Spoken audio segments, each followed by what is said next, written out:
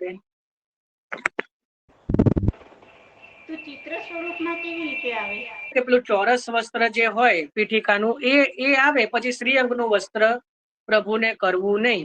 અને જેમને વસ્ત્રનો થોડો વિશેષ આગ્રહ હોય ને, જો કેવલ નીચેના ધોતી કે પીછોડા એવું બધું જો સિદ્ધ કરતા ફાવતું હોય તો કેવલ એટલું કરવું, પણ ઉપરની જે ચોલી જે છે એનો ક્રમ ઉષ્ણકાલમાં ચિત્રજીમાં લેવો નહીં.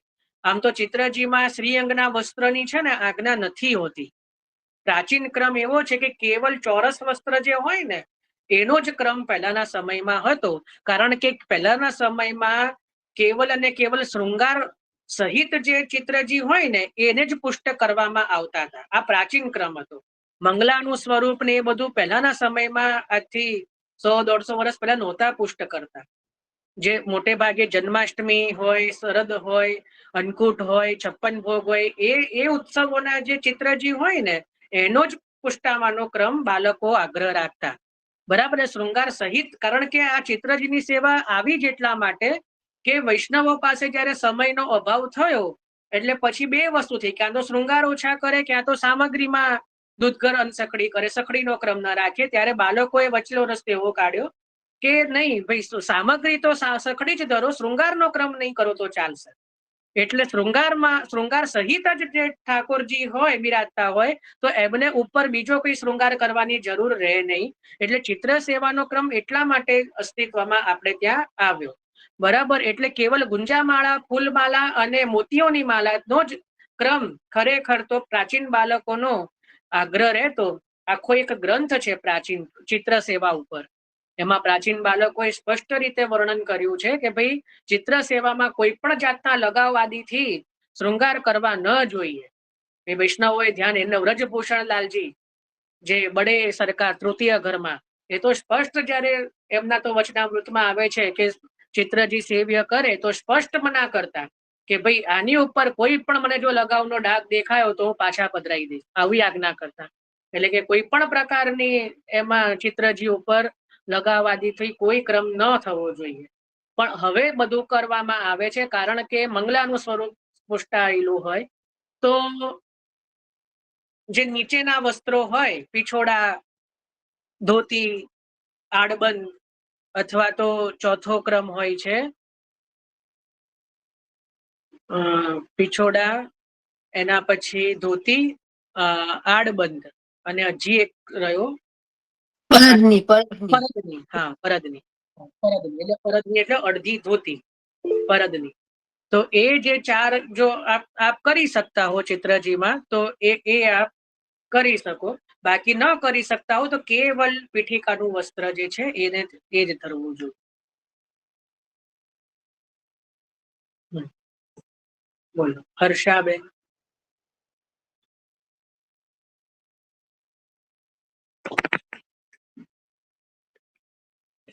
હર્ષાબેન.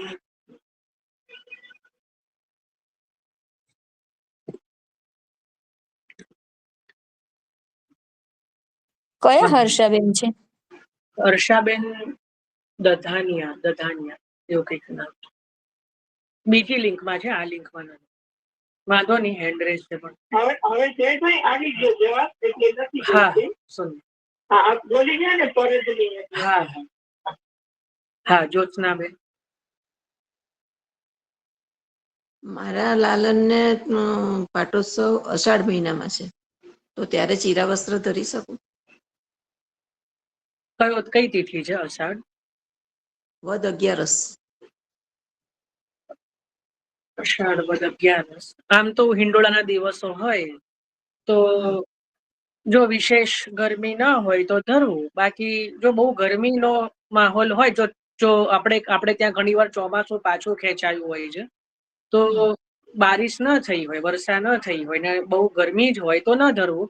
બાકી જો ઠંડક હોય ને જો વરસાદ થઈ ગયો હોય અને થોડું શીતળતા જેવું હોય તો ધરી શકાય. પણ દોરિયા ના ધરવા એમ. એટલે એમાં પ્રભુને દોરિયામાં શું થોડું હવાનું, એને આમ બી પાટોત્સવે દોરિયાના જ વસ્ત્રની રીત હોય છે. એટલે જન્માષ્ટમી પર ધરીએ એ ટાઈપના છે.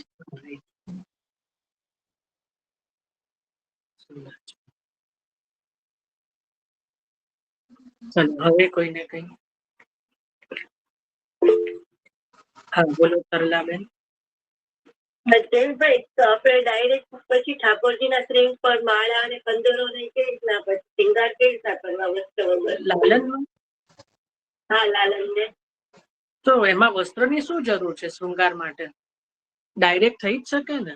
લાલન ને તો લગાવથી થઈ શકે ને.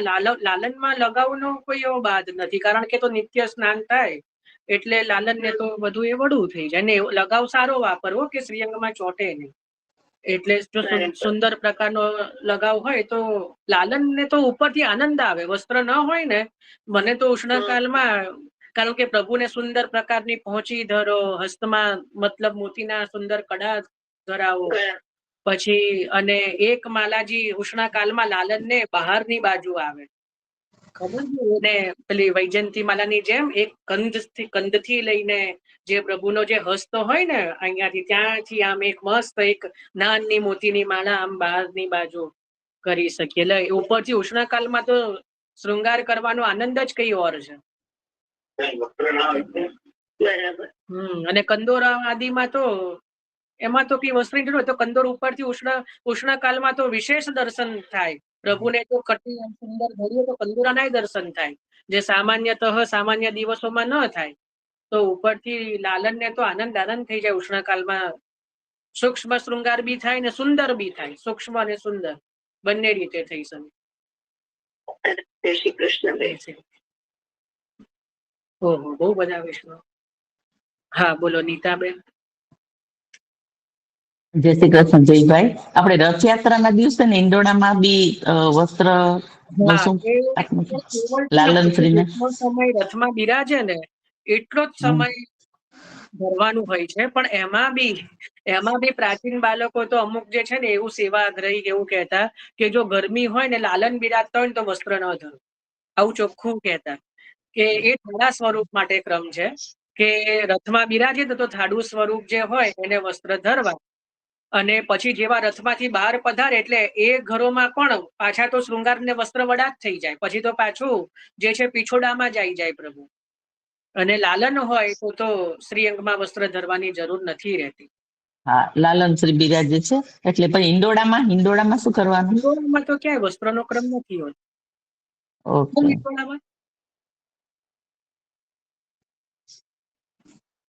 પહેલા હિંડોળામાં કહો છો? એટલે ઈંડોળાના દિવસો આવે ને ત્યારે જે 40 દિવસ ઈંડોળાનો ક્રમ હોય છે ને ઝુલાવાનો. એટલે શ્રીઅંગના વસ્ત્રનો ક્રમ નથી લખેલો. એ તો કેવલ ઓઢણી ને કટીના જ વસ્ત્રો હોય છે. ઓકે. જય શ્રી કૃષ્ણ. રાજેશભાઈ. હા જયભાઈ, તમે હમણાં જે માળાજી કહ્યું એ નિત્યમાં આવે લાલન ને? ના, ફરતે વનોરથ પરનું સાર. ઓકે. એ તો દરેક ના એના ઉપર છે. ચલો મિત્તલબેન. જય શ્રી કૃષ્ણ જયભાઈ. આપણે લાલન સ્વરૂપ ને દાદી નો હીરો આવે? શું ગાદીનો? દાદી નો હીરો આવે? સમજાય નથી પડી. શું થઈ જાય? એક મિનિટ, એક સેકન્ડ.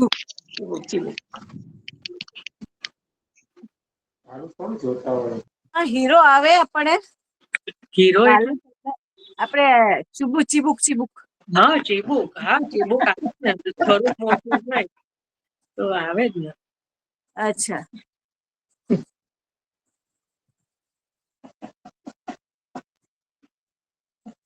તૃપ્તિબેન. નકવેશ્વર બી આવી શકે. નાકે પેલું જે નકવેશ્વર જેમ સિરાજી જરે ને એવું પણ આવી શકે. ચીબુક પણ આવી શકે. બધું આવી શકે. તૃપ્તિબેન.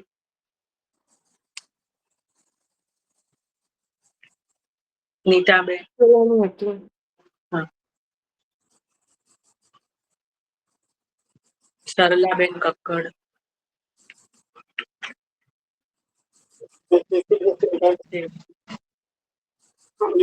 એ તો અમારે આવે છે વારે મુકુટ કરતી. શું એટલે શું કહી ગયા છે?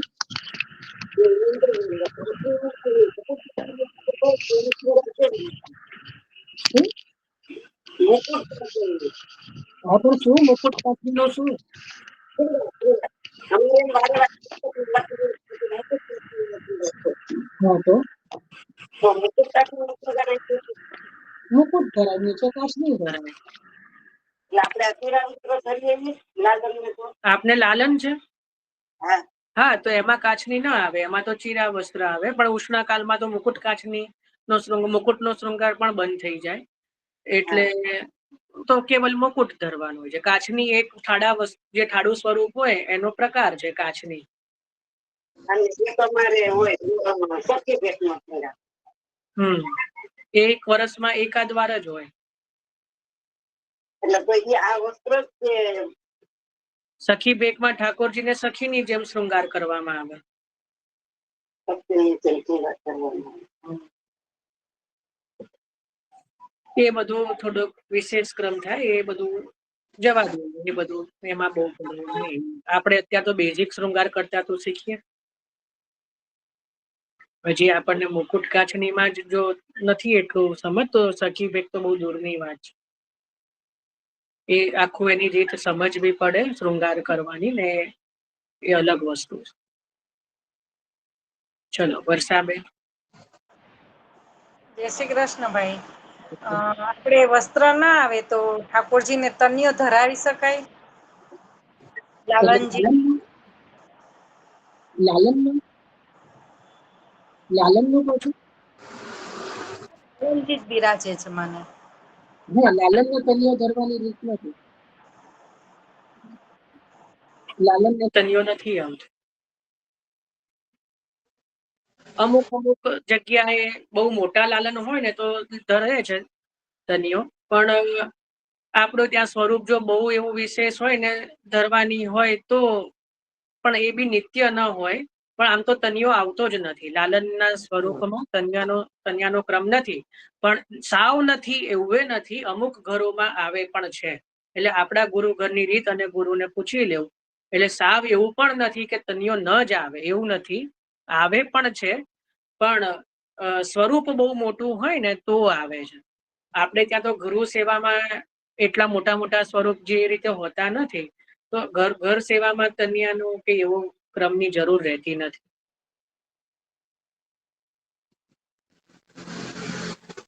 ચલો, હવે કોઈને કઈ હોય તો પૂછો, નહીતર આશ્રયનું પદ લઈએ.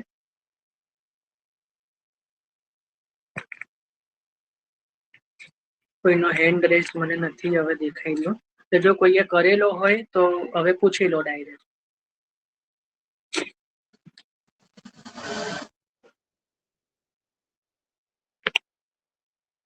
સારું, તો જો પ્રશ્ન હવે નથી તો કાલે આપણે હવે શ્રી મહાપ્રભુજીના સ્તોત્ર પાઠ માટે ભેગા થઈશું. બરાબર, થોડો સમય વહેલો હશે, અત્યારથી જ કહી દઉં છું. જો અનુકૂળતા હશે તો 8 કે 8:30 નો જેવો સમય હશે કાલનો. બરાબર, તો કાલે આપણે હવે સ્તોત્ર પાઠનો અને શ્રી મહાપ્રભુજીના સ્વરૂપ, નામ, ગુણ, લીલાનું ચિંતન પ્રારંભ કરીશું. ચલો, આશ્રયનું પદ લઈએ છીએ. દ્રઢઈના ચરણ કેરો ભરોસો, દ્રઢઈના ચરણ કેરો, શ્રી વલ્લભનખ ચંદ્ર છટા બિના, સબ જગમાં અંધેરો ભરોસો, દ્રઢઈના ચરણ કેરો, સાધન